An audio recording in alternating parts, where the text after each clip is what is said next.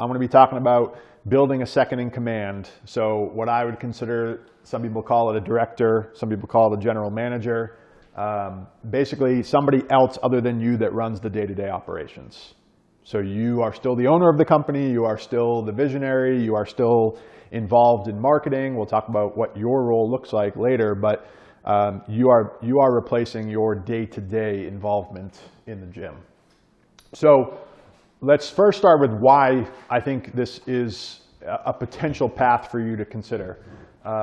Really, it allows you to focus on three major buckets. So what you will shift your focus to, number one is strategy. So big picture strategy, where's the business going? You obviously are not tied to day-to-day, so you have more bandwidth and time to think about where are we going to be next year. And you get to see things, I think, from a lot of times when we come to environments like this, I hear comments like, it just allows me to get away and I get to see my business from a different point of view. And, hear comments that's obviously valuable from our perspective when we can see your business from a different point of view. Well, if you're not the day-to-day operator of your business, you now also have that view of your own business every single day because you're not tied to running sessions. You're not tied to answering client questions every day. So you don't need to wait 3 months, 4 months to be able to spend time looking at your business from a 30,000-foot view. You can do that every day. So I think strategy becomes a vital thing. And, one quick kind of side rant on strategy, it's a bit of a mindset that some of your time is not going to be production time. You need to shift the way that you think. I think one of the biggest growths that need to happen at this stage is for years, and for some of you decades, you've measured yourself on production, like actually doing things like coaching and admin work and doing the tasks. And in reality, not all of your time, there's still production time, of course, but a good chunk of your time is simply just visionary strategy, thinking, brainstorming. The goal is to create space to give yourself time to do that. And so sometimes that can be a little bit of a mindset shift because you feel like you're lazy or not doing enough work or not, staying busy enough. But just a little side note on strategy. Of course, marketing, you would have ample time now to spend even more marketing. We'll talk about that in detail in a little while. But because this role is, fairly, I'm not going to say expensive, but this role that you hire or bring on is more expensive than a coach. So your expenses are going to go up, which means your revenue has to go up. So your marketing calendar does have to be a lot beefier than when you didn't have a general manager. So not only does it have to be beefier, but it's going to take more time to implement because it's beefier. So you're going to need more time to market, which is where you're spending kind of that second bucket of time is marketing.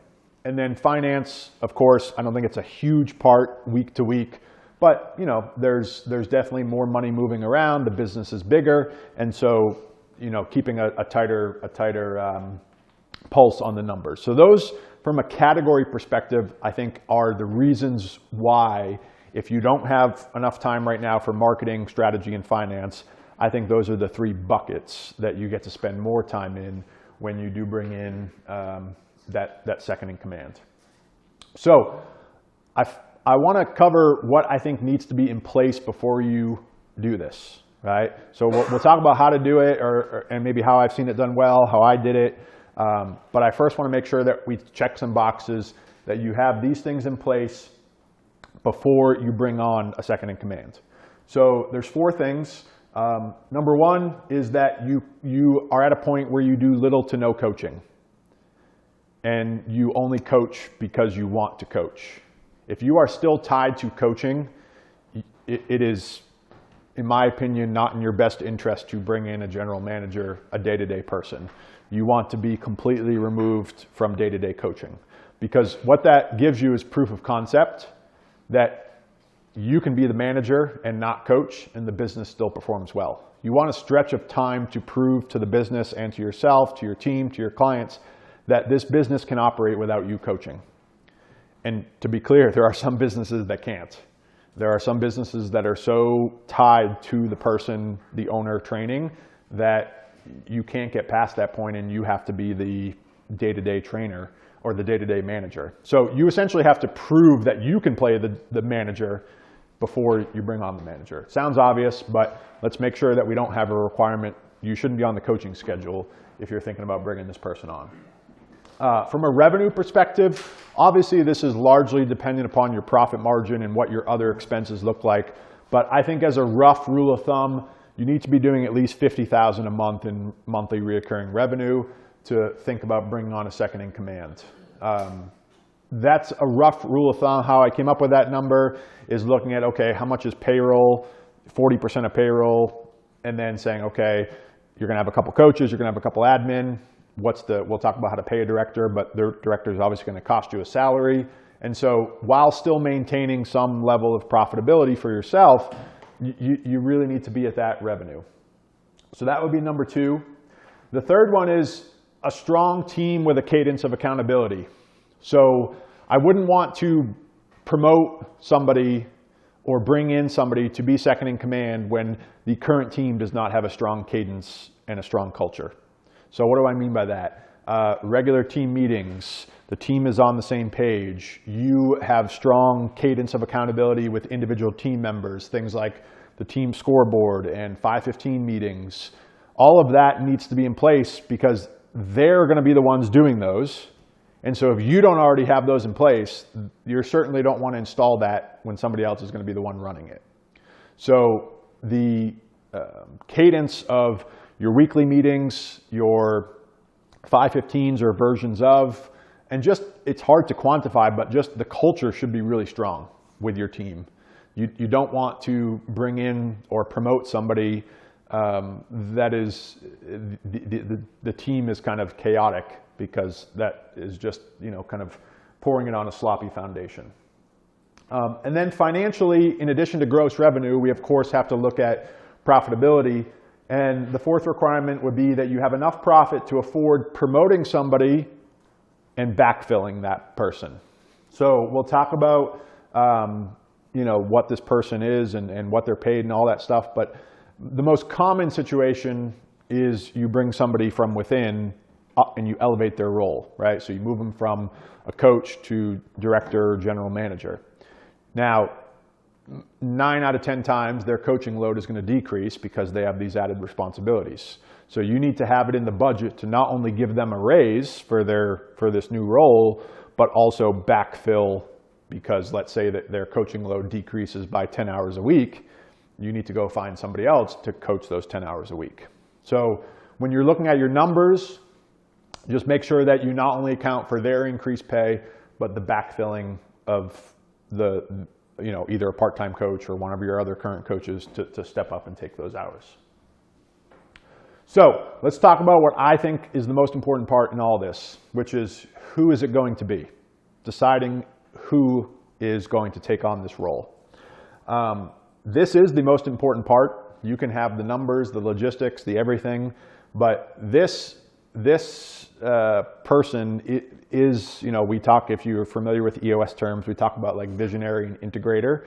This is your integrator. They need to be able to integrate into all aspects of the business. And so, I don't know if unicorn's the right word, but they're a rock star. Like, it's not just some random jabroni that happens to fill out an Indeed ad, right? It needs to be like an absolute stud rock star. And that is why the first question that I think needs to be presented is this an internal promotion, or an external hire, right? Is it somebody internally that I elevate up, or do I bring somebody in from the outside? Now, when you're running through that filter, there's a couple things that we can think through. Most importantly, and this is like the most important thing, tenure, length of employment, does not mean that they are qualified to be your general manager. So do not think that your longest tenured employee is your best general manager. Sometimes that's the case. Sometimes it's not.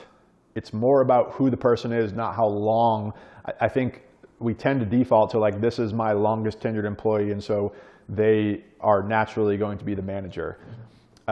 Many of you have heard in corporate America the term of like being promoted to a level of incompetence, right? Like you're competent in this role and then you get promoted and you're okay. And then if you continually get promoted in corporate and then you're in a role that you're not good at, right? The sales person versus managing a sales team, completely different skill sets. Selling the product versus managing people, completely different skill sets, right? So I think it's really important to understand that the tenure does not equal employment. As far as the whole internal versus external, I'll speak purely through case study examples. I'm fairly new in the sense of like for maybe 4 or 5 years now, coaching gym owners, but just being in the industry since 2007, I can maybe count on one hand the number of people that have brought in an external manager, and that has gone well. So I think the most common situation is to promote internally, right? And I say that not to say that an external manager, like bringing in somebody and making them the manager, can't work. I think when you see it work, in my experience, it works when it is a brand new business. Like if you look at the franchises where they bring in a director from day one and there's not cultural issues. Because even take our biggest gym here, how many trainers are on staff at Adapt?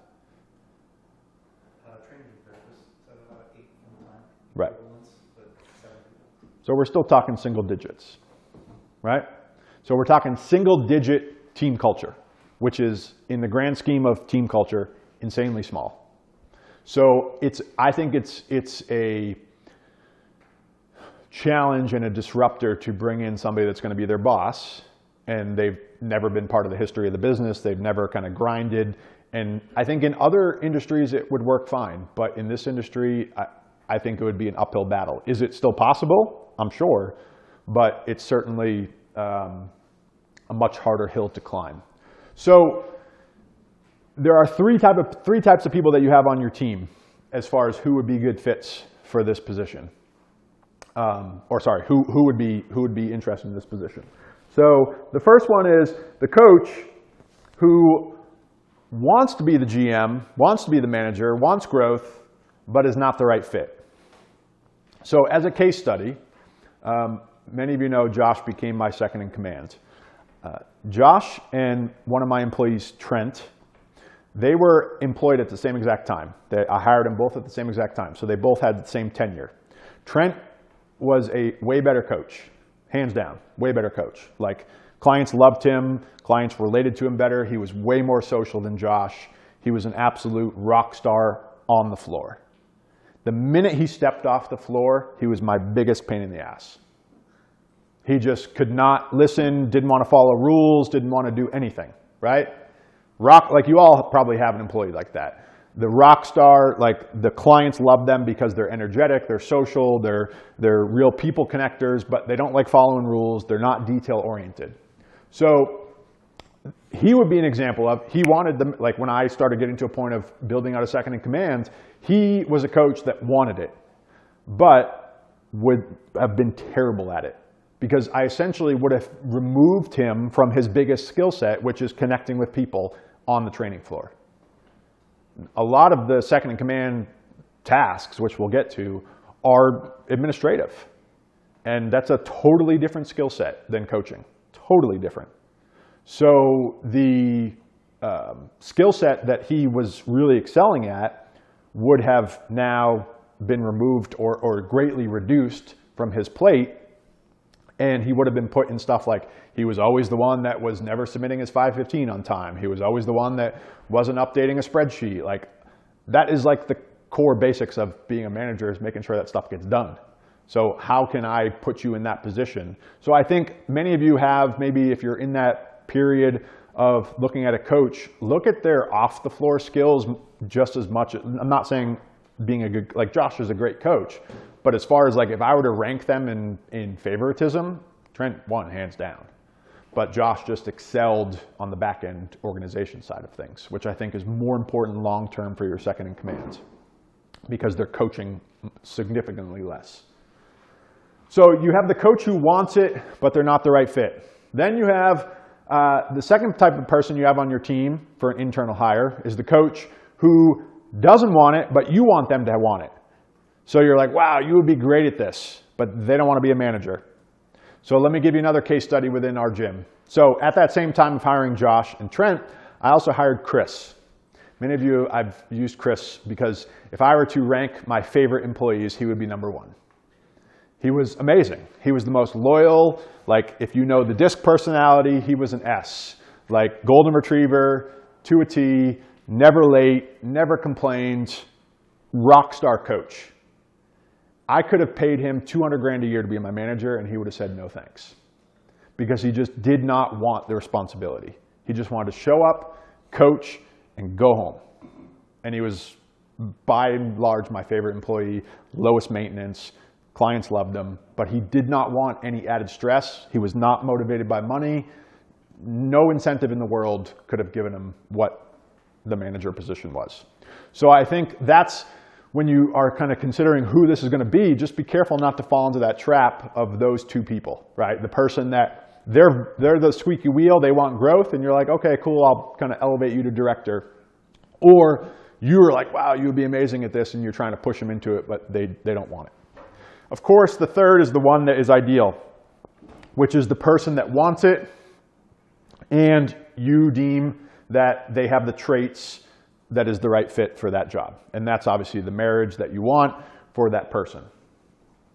Now, as far as skills that you're looking for, I think there's skills that can't be taught, or maybe traits is a better term, because maybe you can make an argument that a skill can be taught. Traits that can't be taught. You want to focus on the things that cannot be taught. So things that cannot be taught, high attention to detail. High attention to detail. 90% of a manager's job is just making sure stuff gets done. And so if they don't have a high attention to detail, there's no way they're going to track if stuff is getting done. And so they need to have a high attention to detail, and you cannot teach that. You can't. You just have it or you don't. And you can be a great coach, but if you don't have a high attention to detail, you're not going to be a good manager. Strong leader, that person that commands the room. And this was a growth for me, I think, and I see it in other managers. That does not need to be the loudest person. Using Josh as an example, I think he was, and clearly is now as the owner, a great second in command and was the right choice, but he led completely different than I did. Completely different, right? So you can be a good leader, it just doesn't have to be the same. Like, leaderships have styles. For those of you that follow sports, like, the coaches can be good leaders, and one's more of a head down, quiet, still respectable versus loud, boisterous. There's all different kind of styles of leadership. I don't think it, that was a period of growth for me when I was building out second in command. They don't have to lead the same way that I do. They can still be perceived as a leader. And some of that is intangible. How do you measure it? I don't know. What I did a lot of is going around to other team members, going around to clients and asking them, do you look at so-and-so as a leader? Do you feel that they are a leader? Do you look up to that team member? And you got to have some pretty frank conversations, and you have to have a culture of transparency where they're actually willing to share that. But oftentimes that's a gut feeling. And then certainly they have to be good at being a connector with the clients and the team, and being able to, they don't have to be the most extroverted person, but they have to be able to kind of keep the connection tight between client and team members, right? Because they're essentially managing both. They're managing the client expectation, and they're managing team expectation, and working together in tandem. So, great framework for those that aren't familiar with it. I love the GWC framework. It's very basic. It's from EOS. It's one of those tools that, we talk about things that apply to our business. I think this is a framework that applies to any business. And so GWC, if you're not familiar with it, is get it, want it, capacity to do it. It's a very easy filter when you're deciding if somebody's going to be a good fit. So do they get it? Do they understand what the position entails? Do they want it? Do they have the desire? So for example, Chris, that employee I mentioned, he might get it, but he doesn't want it, right? There's no desire of want. And then capacity. So capacity capacity, make sure you look at capacity both personally and professionally. Personally and professionally. So, the professional capacity may be logistics, like do you have enough, can we create a schedule where you have some bandwidth to work on some of this other stuff? But, the personal capacity I think is even more important. So what do I mean by personal capacity? When I was growing my gym in what I would consider to be the growth years, so from 2014 to 2017, those were our 3 biggest growth years. That's where we went from 500 to 900 in those 3 years. I didn't have kids. I was newly married. I could grind all day long. So I had a high personal capacity, right? For me to then compare that to 2023, it's a totally different personal capacity. And so some of this, the reality of our industry is I do feel that, obviously you got to legally be careful but internally as you're thinking about this, like this person needs to have high work capacity. So it doesn't mean, like I'm not saying kids versus no kids, age versus not age. That's not what I'm saying. There's, like, for example, we had a neighbor at our old house that the wife was just a straight hustler. Like, kids were old enough where she didn't have to be home, and she was on the road from Monday morning. She would fly out, and she would fly back home Friday. Just sales, hustling, going and visit different locations, just complete hustle mode. And so I do think you need to have somebody that's in that phase of life, and I do think it's a phase of life where they can be have that capacity where they don't care about if it's a 10-hour day. They don't care about if it's a 12-hour day. They don't care if they have to work from home a little bit. And, that takes a certain, I think, lifestyle to be able to support that. So I would look at capacity. So let's look at how you potentially structure this person's role. So numbers-wise, this position definitely has to be salaried. It would be really hard not to have it salaried because it's really hard to make this an hourly job. And frankly, if you look at the difference between hourly and salary, salary should be based upon the result they produce, not the hours they work. Hourly is based on the hours you work, and it is my job to make sure you produce a result. That's how I've always thought about the difference in our industry between hourly and salary. If you are hourly, you get paid for the hours you work, and it is up to me to make sure that those produce a result. If you are salary, it is up to you to produce the result, and I don't care how many hours it takes. So salary is definitely a phenomenal structure for this. And the most common thing that we see is salary with some type of incentive on the back end.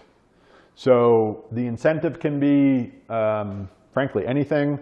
The most common one we see is either net client growth or top line revenue growth. Just make sure that you incentivize something that they can control.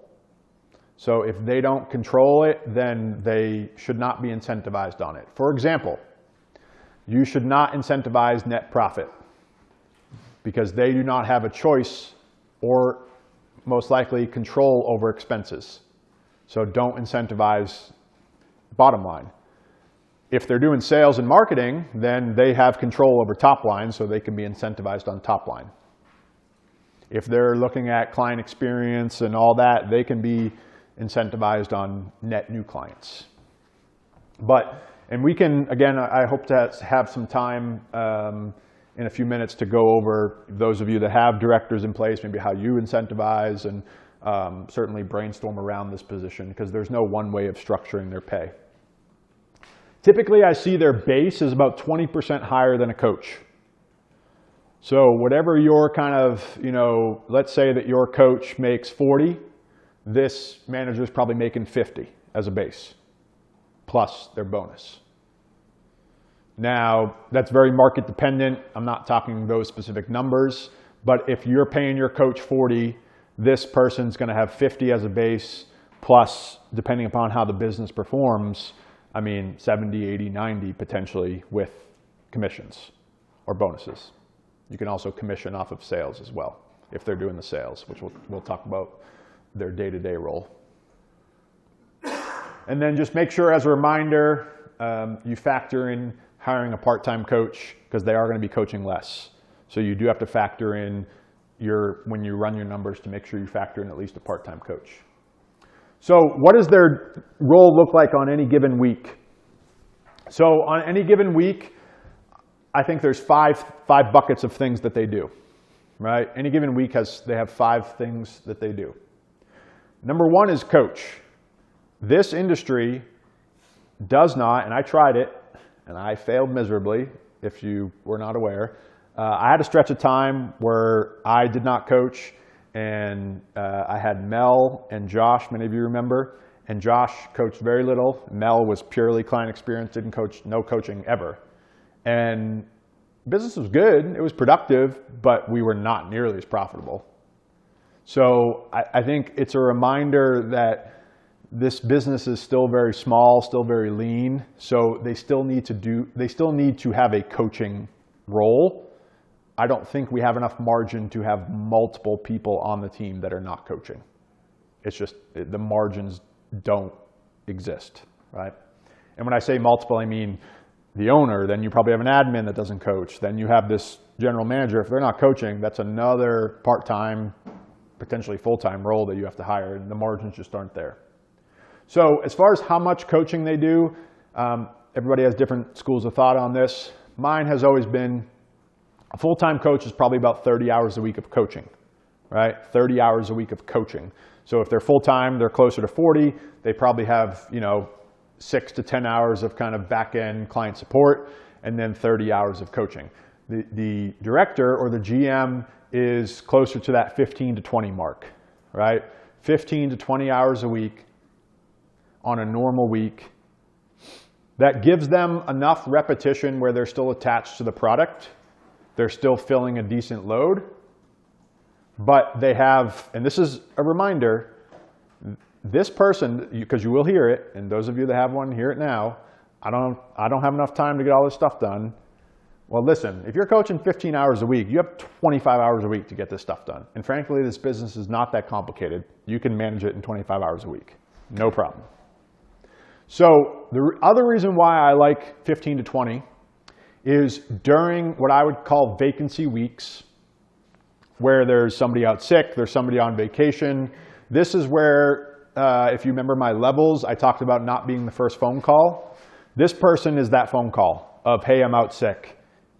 Obviously, vacations you should have advance notice on. But they are also, and this is the whole get it, do they get it that this is part of the role? And by the way, going back to Chris' example, this was the part that he didn't want anything to do with, right? That was his whole thing. Sure, could he be a great day-to-day manager? Yeah, but I don't want to be called in on a Friday night to go coach the afternoon session. Well, then this is not the position for you.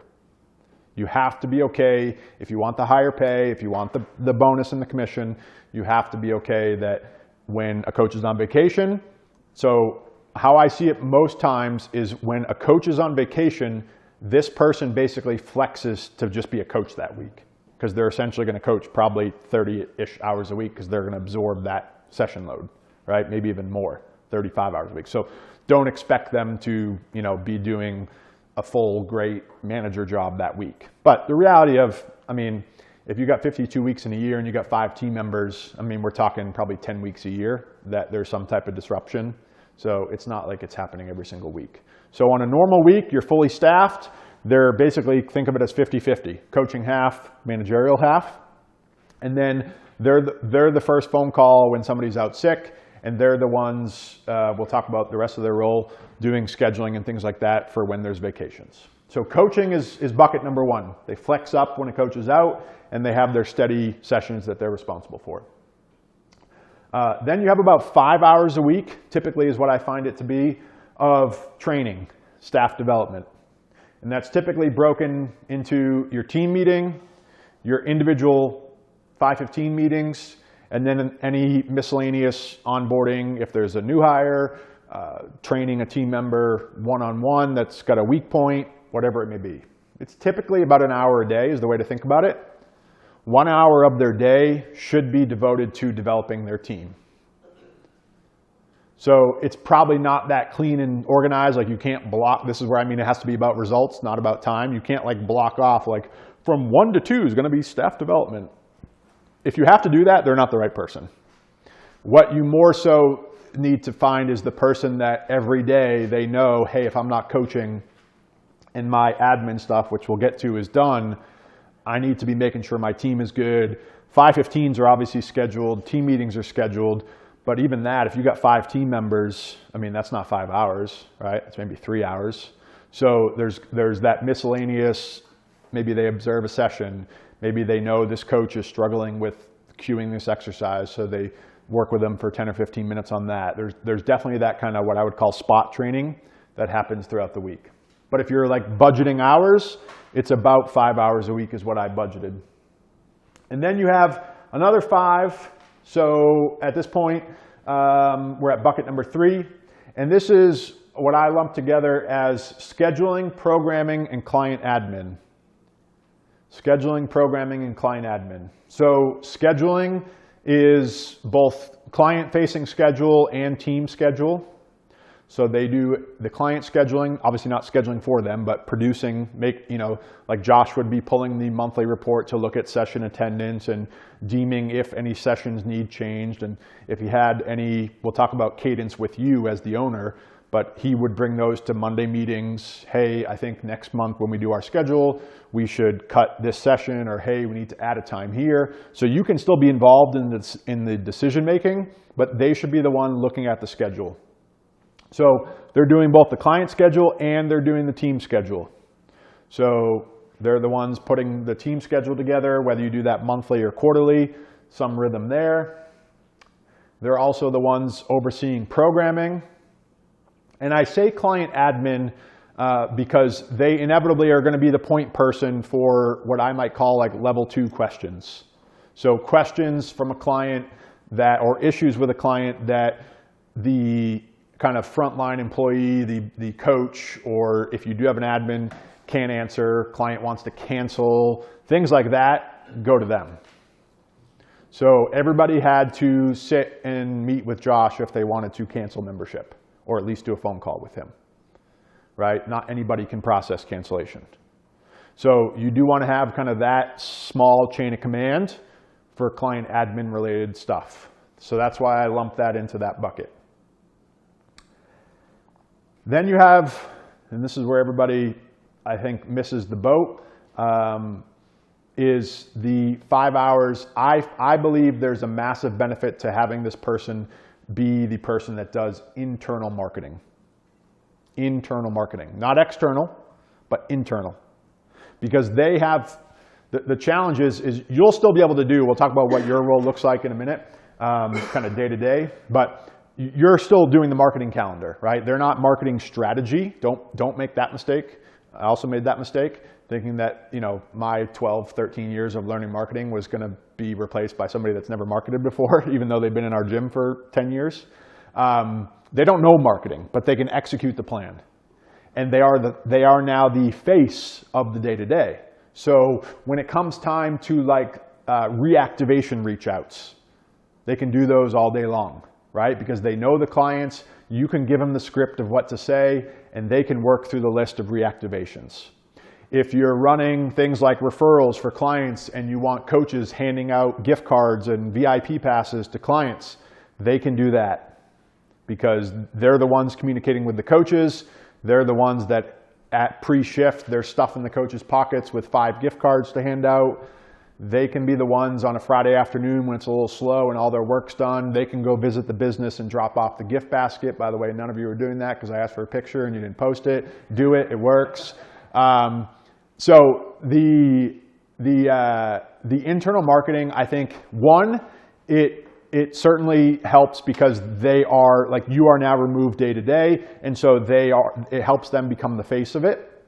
But also, I think it's a little humbling for them as well. Like, they realize and kind of start to learn at a low risk way what's involved in needing to acquire clients. So it's both effective because it's internal and people already know you and they can kind of build their face, but it's also humbling so they can see what's involved in growing this thing. So that's another 5 hours. And then your final 5, so we're at about 40, right? Every week is a little different, but we're at 40 now, is sales. They are the one typically doing new client sales. I'm assuming that at this level, you probably have about a sale a day. And so they are the one doing, the strategy session, the game planning session, the what have yous, right? So notice, how does your role change? And this is where I'll end with, and then I want to brainstorm those of you that have directors, anything I didn't cover, share best practices. Some of you, like this area here, that wants to potentially add one, we can flush out what that might look like. What does your role look like? So I talked about big buckets, right? Marketing, strategy, finance. But week to week, there are really 3 things that you need to do, and you cannot not do these things. You cannot take your finger off the pulse on these things, because the business will quickly slip away from you if not. Number 1 is you need a weekly cadence with this person. This person, one-on-one, is really your only meeting. You can still go to the team meeting, but your director, your GM should be running the meeting. That helps position them as the leader. That is one growing pain. There's many growing pains with this transition. One growing pain will be the internal culture shift that happens when you now have to make them the leader internally, and for years your team has gone to you for everything. One of the easiest ways to make that happen is to have them run the team meetings and have them do the 515s. But you need to have a leadership meeting with them. I call it leadership meeting, call it management meeting, call it whatever you want, director's meeting. It was every Monday morning. I like Monday mornings because it kicks off the week. And so I made sure, like for example, Josh coached Monday morning during peak time. And then at 10:30, we would get together and make sure the week's all mapped out. So we go through KPIs, we go through, I can share the agenda if you want it. I didn't have it on this doc, but I'm happy to share it. We would go through scoreboard, like high-level scoreboard numbers that are off track. We would go through each individual team member and any issues or training opportunities that they have. And we would go through current internal marketing. And it was all relevant to that week, right? It was all relevant to that week because we're having this meeting every week. So I don't need to be talking about things that are happening next month in that meeting. I want to talk to him and get him or her set for the week. If you can get your second in command set for the week, that is your goal. Your goal is not to be completely removed, but your goal, it should get to, assuming this is, I know for a lot of you, this is your goal to be removed from the business. It should be to the point where there's the Monday meeting and then they ride until next Monday. And then you circle back with them on the following Monday. So it shouldn't, from a time ROI standpoint, everything should really be isolated for your time with them, with frontline employees, to that Monday. And I say Mondays, it can be a different day, but Mondays, frankly, just works really well. So you have that, and then you do need to have a tighter, much tighter, for most of you, handle of your numbers. Because that is how you are now measuring, because you will lose the ability to measure your business based on feel.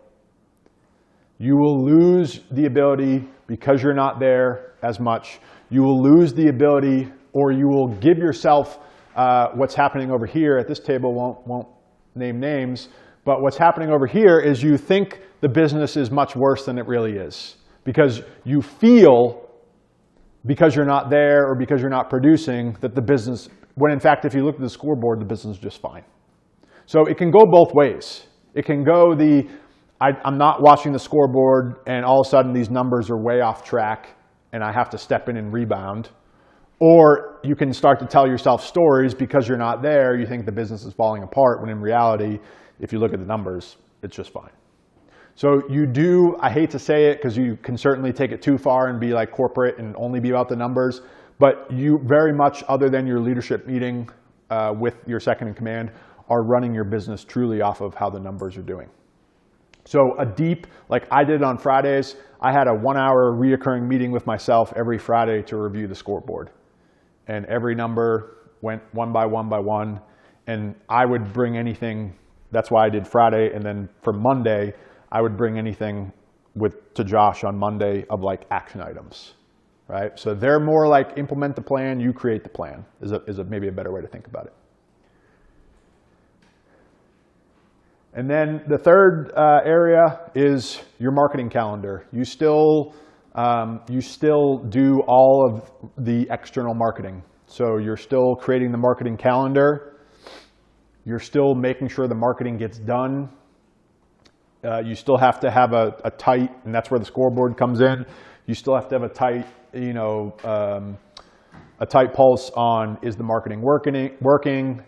Again, the marketing calendar, once you have this position, is going to need to be bigger because you have more expenses, which means you're going to need more clients, which means you're going to need more leads. So the marketing calendar needs to be bigger. Granted, you're not the one implementing a lot of it because at this point you probably have somebody running your ads for you. You probably have the second in command doing the internal marketing. But you definitely have, like, every week pulling up the plan, going one by one, is it on track? So you all plan your own weeks however you want. I'll just share how I did it. It worked well. Monday, Wednesday, Friday. Monday was with Josh. Let's set the week with him straight.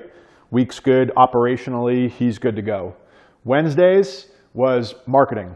Every Wednesday, I pull up the marketing plan. By that point, I have a couple days into the week. I can see how leads are tracking. I can see how everything's going marketing-wise. So Wednesday, I had an hour or two on marketing, and then Friday was scoreboard. So that was a nice rhythm. You can clearly see there's also plenty of autonomy to do tons of other stuff, should that be in the gym or not the gym, on the other hours and days of the week. But that's how I broke it up. So from a 30,000-foot view, that's how you install second in command into your gym. What I would like to get to next is more of a brainstorming session for starting with those of you that have this position in place. Maybe any takeaways, lessons learned of things that you can share. For context, I believe it was Melanie and Jason and Luke are wanting to potentially put one in place. Shelby has a new one in place, and Graham and Jeff have had them in place for a long time, just to kind of give you some context to what we're facing as far as in the room when we share best practices.